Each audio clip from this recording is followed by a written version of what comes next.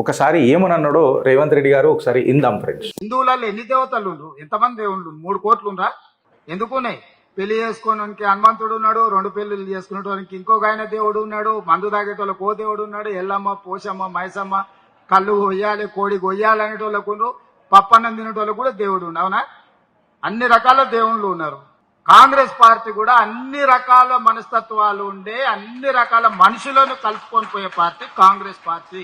వీళ్లకు హిందుత్వాన్ని అవమానించడం అనేది ఒక ఆభరణ అయిపోయింది, అలంకరణ అయిపోయింది.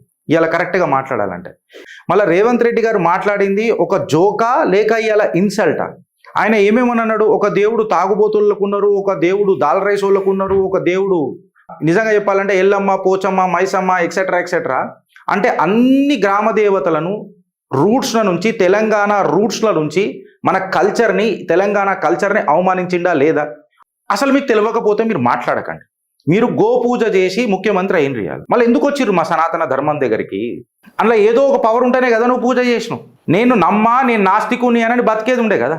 33 కోటి దేవతలు అనంటే, కోటి అంటే ఇక్కడ సంఖ్య కాదు రేవంత్ రెడ్డి, ఇక్కడ కోటి అనంటే రకం.